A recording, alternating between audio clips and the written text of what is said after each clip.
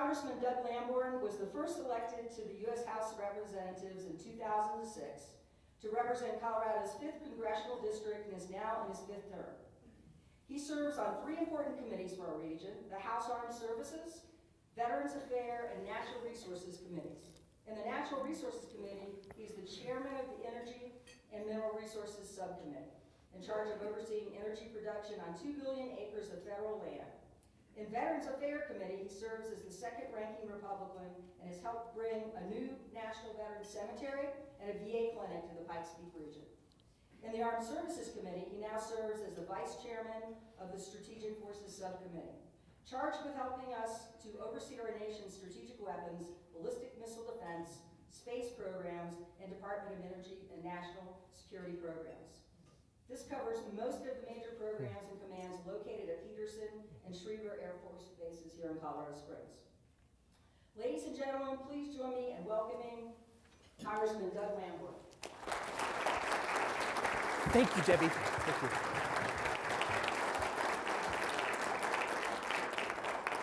Well, thank you, Debbie, for those kind remarks and the nice introduction.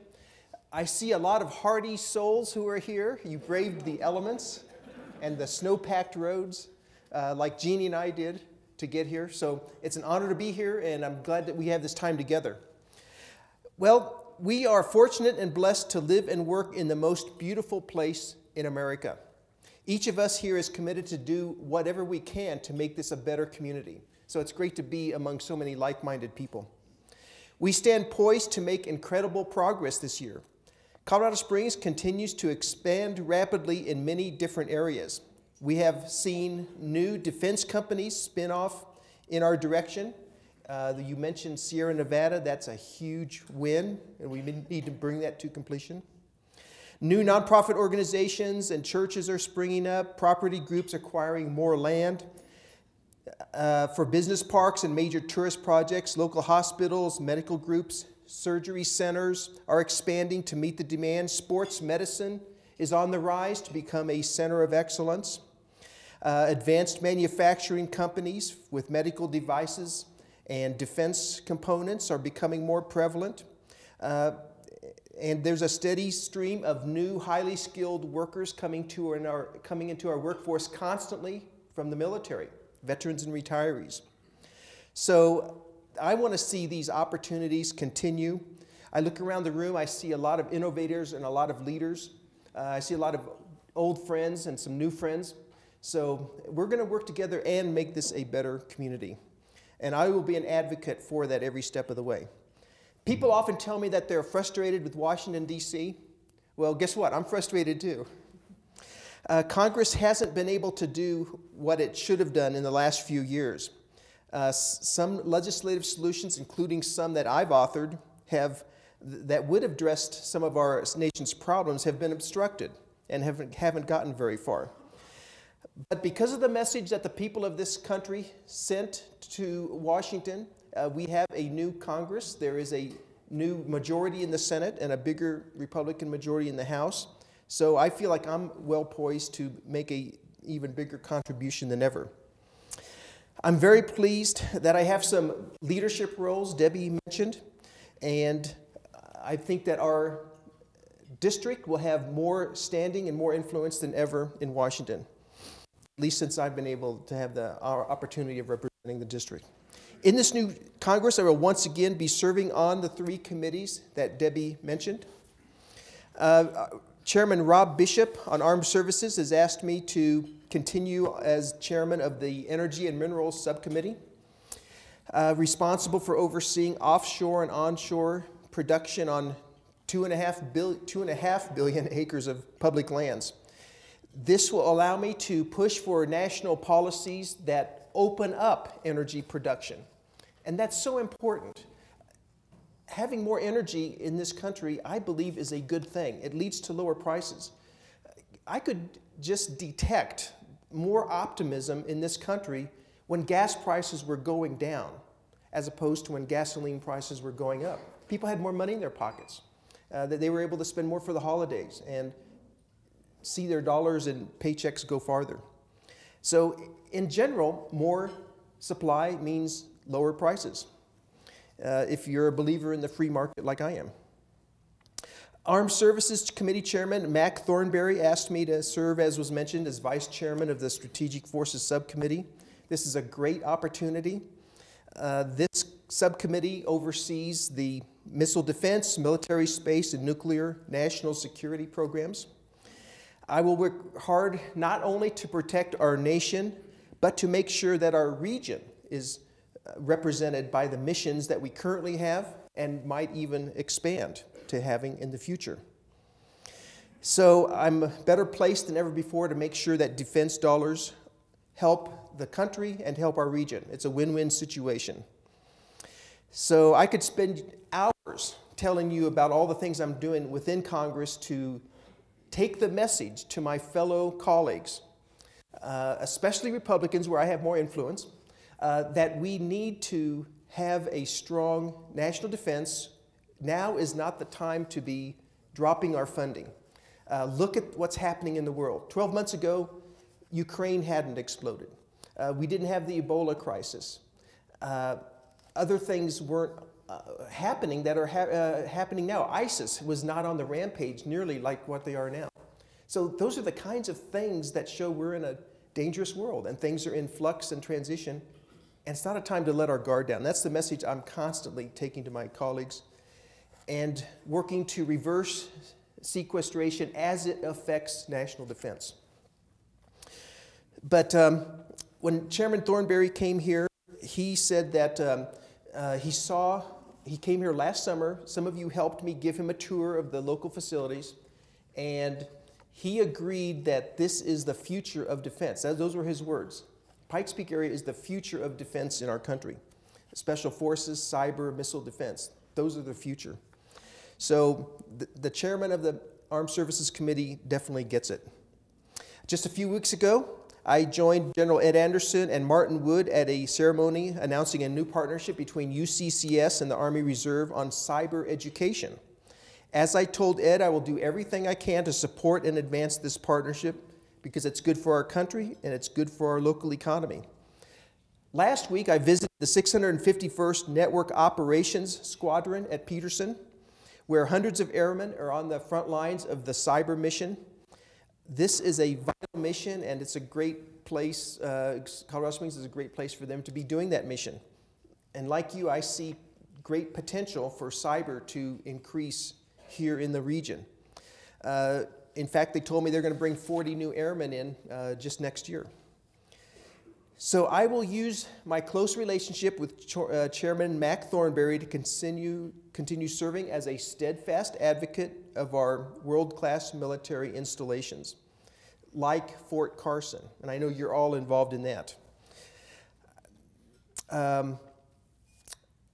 Let me take a moment to address my concerns about anticipated base closings, base alignment and closing commission, also known as BRAC. It's true that Congress has some weighty fiscal decisions that it needs to make, and there are those who talk about closing bases around the country, but we shouldn't make those kinds of decisions based on economics. We should make them based on strategy and what's good for defense.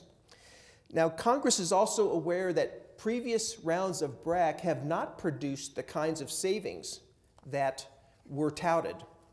So, taking all that into account, I can guarantee you that Congress in this session, in this Congress, will not be doing a round of BRAC. That's a non-starter. I will continue to be a strong voice for our military facilities, for full funding of national defense, and for advancing our national security. So this is something that I'm proud of that takes place so strongly here in the Pikes Peak region. I've worked on this my entire tenure in Congress. But we can't let our guard down. And I appreciate the efforts of everyone in this room. The Army and the Pentagon, when they look at Fort Carson or any of the installations, they know that the Pikes Peak area is perhaps the most supportive community in the country for our men and women in uniform. And that's something we can be all proud of. I want to thank Mark Volchev and the Military Affairs Council, Andy Merritt, and the tireless work of the Regional Business Alliance and the strategic partnership of Bill Hibble, Joe Blake, Christian Anschutz, Dick Celeste, Hank Brown, and Andy Love through Colorado Wants You. Having the best military, though, in the world is not enough. We need to keep our promises to those who have served. It's simply unacceptable that the VA made veterans wait too long for services and then in some cases tried to cover that up. As the second most senior Republican on the Veterans Affairs Committee, I was deeply involved in last year's legislation and negotiations with the Senate, where we produced a bipartisan agreement to fix these abuses and prevent this grievous problem from happening again. Our veterans simply deserve better. In the new Congress, I will continue to advance policies that protect veterans by advocating for whistleblower protection, information technology modernization, and improving the quality of care to our growing number of female veterans. I'm also particularly concerned about ensuring that service members leaving the military have a seamless transition to the VA. And I'm going to be working more on that seamless transition. You'll be hearing more from me about that.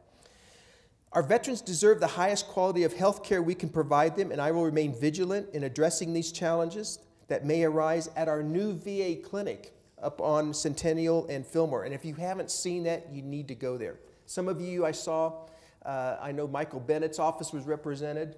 I see Ann over there. Senator Cory Gardner came and spoke as well. It was a great time to just remember one of our heroes, our local heroes, who was awarded the Congressional Medal of Honor, who gave his life in World War II defending his fellow soldiers, Floyd K. Lindstrom. But we have to make sure that problems don't arise. There are too long of waiting lines. We've appropriated money for fee basis, which means that if they can't be seen within 30 days and they live a certain distance away, then they will be able to go to private providers and the VA will pay for that private care. But that's something that's too slow getting started on the part of the VA. Now, at a recent Fort Carson listening session at Centennial Hall that many of you were at, this overwhelming support was definitely seen by the military, but this support also includes community assets like legacy nonprofits Homefront Cares and Aspen Point, as well as new pioneering centers of excellence like Jay Chimino's Mount Carmel Center and UCCS's Lane Center. With support and resources like these, it is no wonder that the 5th Congressional District has the highest number of veterans of any congressional district west of the Mississippi. Our natural resources, military installations, and highly trained veteran workforce are not the only drivers, though, of our community and our economy. We are well served by sound banking institutions, innovative engineers, visionary builders and developers, skilled health providers and institutions of healing, top-rated educators, compassionate nonprofits, and devout assemblies of faith. I carefully monitor the federal government's proposals and regulations to assess the impact they might have on these engines of the local economy. I want to briefly mention a few additional specific topics in which I will be active in the new Congress, because hard-working taxpayers deserve more results and more accountability from Washington. Taxes. One Washington-driven policy that affects everyone in this room is taxes. I am sick and tired of those in Congress who keep demanding higher taxes to support a spending appetite that avoids responsibility, lacks accountability, and refuses to be curbed. As I alluded to earlier, our national debt is an economic and national security problem. Addressing it will require having serious conversations about promises our nation has made to its citizens and then making some tough decisions on spending priorities. Policies that promote economic freedom and prosperity within the private sector actually generate more revenue for government coffers than regressive policies that discourage the private sector. Both Ronald Reagan in the 80s and Bill Clinton in the 90s, after Republicans took the House, found this to be true. I was proud to have authored the largest tax cut in Colorado history during my tenure in the state Senate. In my opinion, that's a key part of why Colorado was one of the best states in the country to do business in the early 2000s. This is why I will not support an increase in the gas tax that some are currently proposing. If we concentrated our gas tax dollars on asphalt and concrete instead of things like mass transit and bike paths, as good as those are, the gas tax revenue shortfall would largely be eliminated. And that brings us to infrastructure. Strong communities have a solid and well-rounded infrastructure. Good infrastructure attracts businesses. And many of you here in this room, you've spent your life building up and planning out infrastructure that we have here in the 5th Congressional District, the Department of Utilities, and other transportation and other assets. One of the underutilized but vitally important pieces of infrastructure is our airport. And I want to commend everyone for their efforts to, as it was mentioned earlier by Debbie, attract Sierra Nevada Corporation to our region.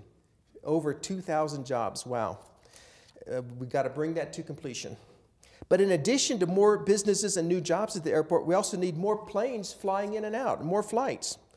And that's why I've introduced bipartisan legislation to expand service at small and underserved airports, of which Colorado Springs, unfortunately, is one.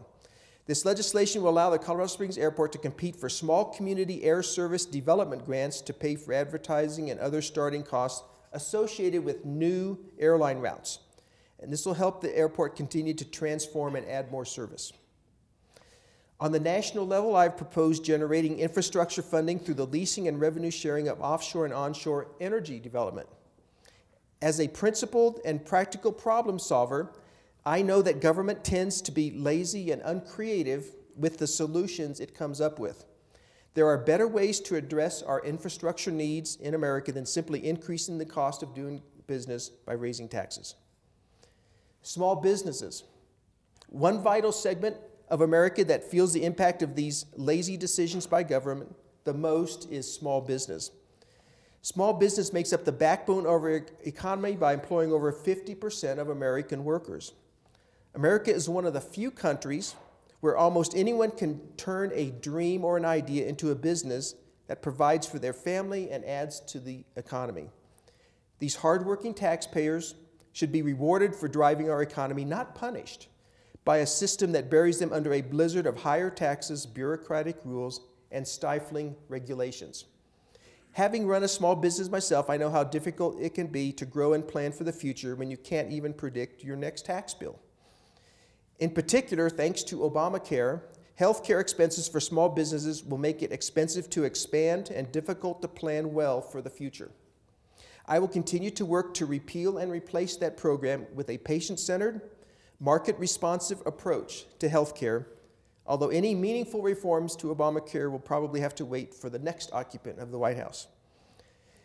Financial policy. Before discussing regulatory burdens further, I want to acknowledge an important sector that ensures the growth and the prosperity of other sectors of our economy. I see many of our friends here representing community banks and national financial institutions. Access to capital is the lifeblood of many small businesses who hope to grow into large businesses. Businesses of all sizes have struggled. Excuse me for a moment.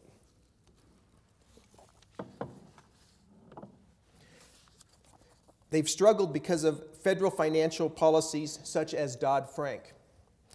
This bill may have targeted Wall Street, but its regulatory burdens have been extremely damaging to Main Street. Our new majorities in the House and Senate have begun to chip away at Dodd-Frank with regulations like legislation like H.R. 37, the Promoting Job Creation and Reducing Small Business Burdens Act, which reduces onerous regulations and makes it easier for small businesses to get the capital they need to grow. However, there's much work to be done in reversing or mitigating the damage done by Dodd-Frank and other policies that cause harm to our financial services sector. Anytime we can roll back excessive regulations, we need to do it, and I will support doing that. And that brings us to regulatory policy. One constant message I keep hearing from constituents is that regulatory burdens, complexity, and uncertainty is making it hard for entrepreneurs to successfully launch new businesses and create new jobs. We all know the direct cost that excessive regulation places on small business, but what's not always seen is the indirect cost. For instance, there are insidious and indirect costs that will go to business because of regulatory proposals being made by the EPA. It's going to make the cost of electricity and other energy go higher if those proposals are successful. I will use my new position on the Natural Resources Subcommittee on Oversight and Investigations to rein in government regulations that stifle energy production, from federal lands in particular. Because of its anti-carbon bias, this administration is doing everything it can to throttle back hydrocarbon energy, even at the cost of, if they were to get their way, higher costs to working families and small businesses. Yet that's who benefits the most from lower energy prices. But we need more than regulatory reform.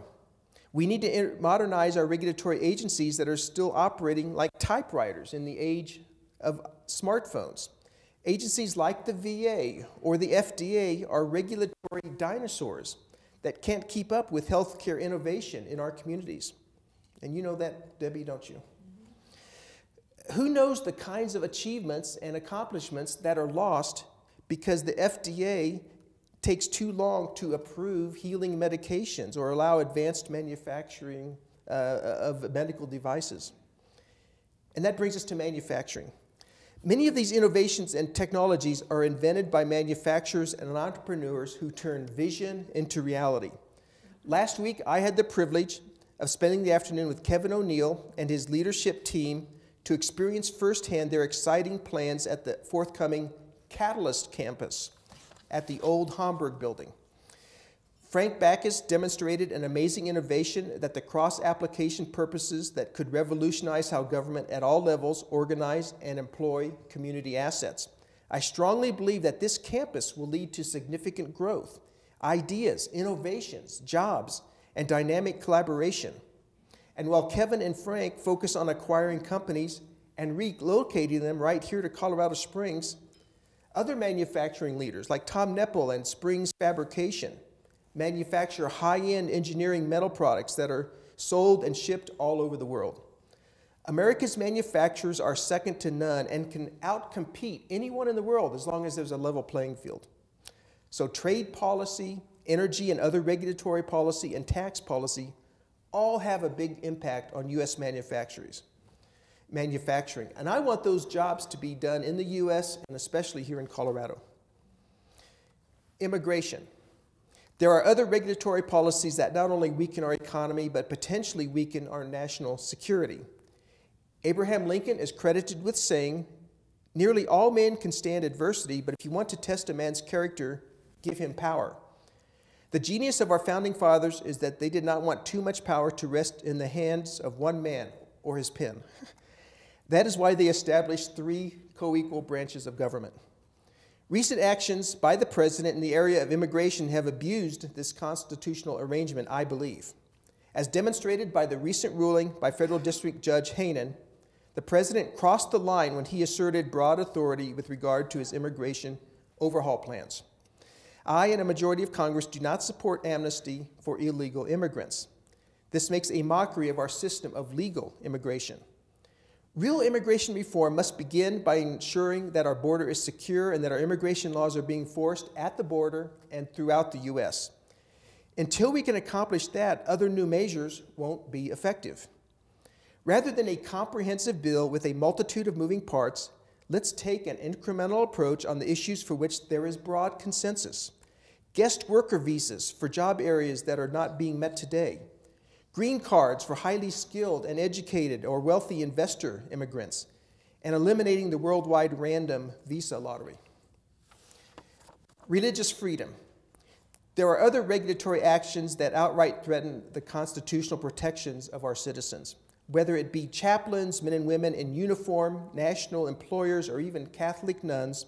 Religious liberty is in the crosshairs of overzealous regulators and their enforcers in the executive branch. Religious freedom is an important part of our multi-faith community and our country. I was pleased to have offered an amendment which became part of the NDAA, which required the Air Force in particular to rewrite its rules to give more leeway to the exercise of religious freedom. I will continue to be a leading advocate for this right, particularly for our men and women in uniform. And lastly, pro-life and family values. I will continue to be a strong advocate for the culture of life. Each life is a precious gift, and when we devalue that creation, we run the risk of creating an ever more indifferent and callous society. I believe that new research and technological innovations mean that we are living in a generation of life. I will continue to support policies that support life. When it comes to families, our congressional district is one of the best places in America to raise a family. That's why Jeannie and I moved here almost 30 years ago from the Midwest. I will do everything in my power to continue supporting legislation designed to encourage and promote healthy and stable families. Folks, these are some of the opportunities and challenges that Congress and I will address over the next 2 years. I really believe that the new majority in Congress will make more progress than we have ever seen in recent years. It is heartwarming to see the positive advances being made by leaders and innovators right here in the Pikes Peak region. I want to commend the mayor, the city council, and the county commissioners. Some of you, like Commissioner Sally Clark, bring bold national policy ideas to Washington and serve in national leadership roles. Others strongly advocate locally and in Denver for the unique needs of our region. From protecting our men and women in uniform heading to infectious disease hot zones, I know Peggy Littleton and I worked on that a lot this last summer, or coordinating resources to protect our friends and neighbors who live near fire and flood zones. Many of you have been involved in that. Your efforts truly make a difference. I am truly impressed with this community's resilience, determination, and courage. Continue making incredible investments of your time, talent, and resources to improve our region. Please know that you have a supportive and effective partner representing you in Washington, D.C.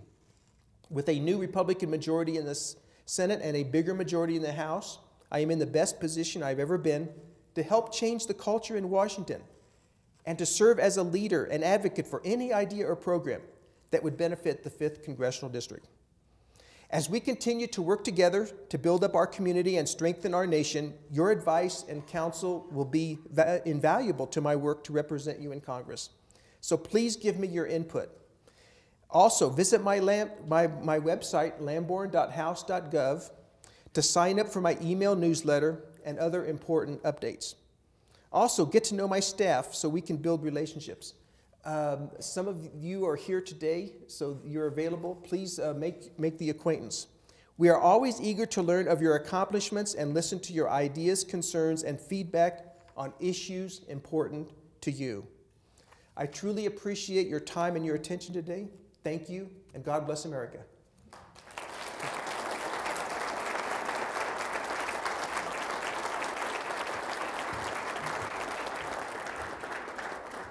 So do we have any questions that we'd like to ask?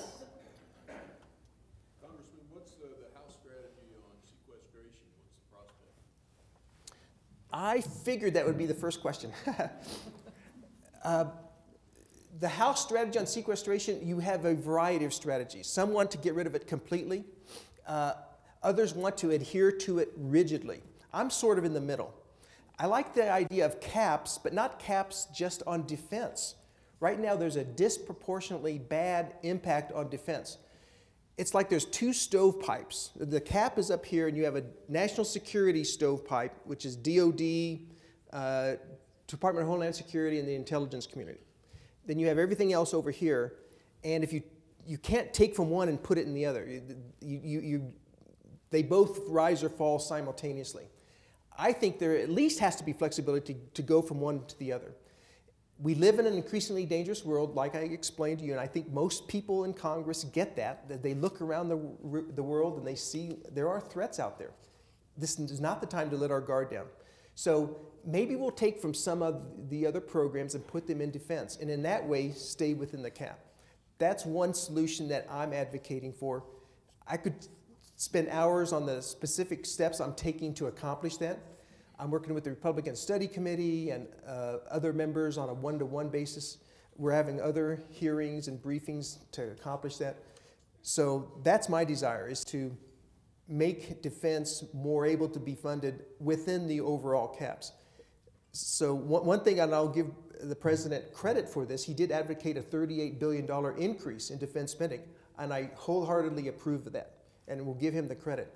And I think we should take that if not actually go beyond that.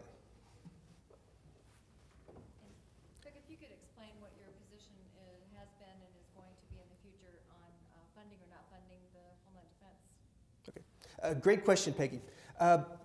We sent from the House over to the Senate, and I'll lobby Senator Bennett's representative here. We sent a great bill that funded everything except those items that he said 22 times he did not have the authority to move on, although he turned around and later did that. DACA and other things having to do with the 4 million who are in our country illegally that will not be deported under judicial, prosecutorial discretion. We did not fund that part of DHS. Everything else was funded. The Senate has acted, but they haven't come to any resolution on whether to accept that or not. They're kind of caught in limbo right now. They have a majority of votes, but they don't have the 60 votes needed to overcome filibuster. So our position in the House is we have acted. The Senate needs to act and send us that bill back. I want DHS funded, but I don't want things that the president said 22 times he didn't have the power to do. I don't want that part funded. So what I understand you're saying then, if the Senate sends back the bill saying that they're going to include that, and you guys have to reconsider, that you'll vote then against it even if it means not funding. I personally would vote against that. I think that there may be the votes to pass it, though, even if it is clean, quote unquote. That's not the word I would use. But we'll know by the 27th. Yeah. Congressman Lamborn, Gary Hall from Immediate Response Technologies. I actually have two questions. The first is, what are there plans in Congress to address the alleged intention of this administration to allow in hundreds of thousands of Syrian refugees with our already fantastic screening process? And are there plans in the state of Colorado to prepare for future infectious diseases that may come across, like we're now trying to do on the national level, where CDC has increased the number of Ebola centers from 2 to 49 literally in a matter of months? Okay. Two great questions. First, on Syrian refugees, I think we're way ahead of ourselves on that. There is no policy, I know. In fact, there's no need for us to contemplate taking Syrian refugees. Right now, they're being handled by neighboring countries, maybe not in the best way, but I don't think that's really a place for us to step in. I think we should show more leadership in getting the Arab countries to step up to the plate. This is a threat that affects them directly. It affects us indirectly and our allies, but we can do more to show that leadership and maybe give some of the resources to help defeat ISIS. So, but I don't see anyone in Washington, and I certainly at this time would not want to open the doors, open the floodgates to hundreds of thousands of refugees. Now on Ebola, I'll have to get back to you on that because I don't know the particular answer. I'm not seeing a lot of activity with local folks coming up with Ebola solutions. The idea all along was to attack it in Africa, and our people from Fort Carson who were there already coming back now. Excuse me. So it's on the way down over in Africa, and I think that's really more the strategy, is to attack it over there. Yes, sir. There's apparently been some talk in Congress about invoking the so-called nuclear option around the problems we have. Can you tell us, is that for real? I mean, really, primarily the Republicans, of course, they're talking about it. Is that going to happen, or is that just kind of talk? You're talking about the filibuster? Yeah. Well, there was a great column by Charles Krauthammer in yesterday's Gazette. I would urge everyone to read it and make sure that Michael Bennett reads it. And what he's saying is just get rid of the filibuster completely. I wouldn't go that far, but I would urge the Senate to scrap the filibuster on spending bills. Spending bills have to pass. They can't. No one wants government shutdowns. Spending bills have to pass. But when they have a majority more than 50, but they can't get to 60, maybe none of the spending bills will pass. So I know the filibuster is a precious tradition to the Senate. It's been in effect for about 100 years. But you know what? The Constitution has been in effect for over 220 years. I think that takes precedence. So let's do whatever it takes in the Senate. I'm not a senator. I can't directly affect what they're doing, but I would urge them, at least on spending bills. You know, they did it under Harry Reid. They got rid of the filibuster for judicial nominations, except for the Supreme Court, by a simple majority vote. I think they had 52 votes to do that. So why not do that for spending bills? That's what I would hope happens. Anyone else? Okay, well. Congressman Lamborn. Thank you. Thank you. Okay, thank you all for joining us today, and be careful out there. And Good to see you. have a It's great good to see you. afternoon. Good to see you. How you doing?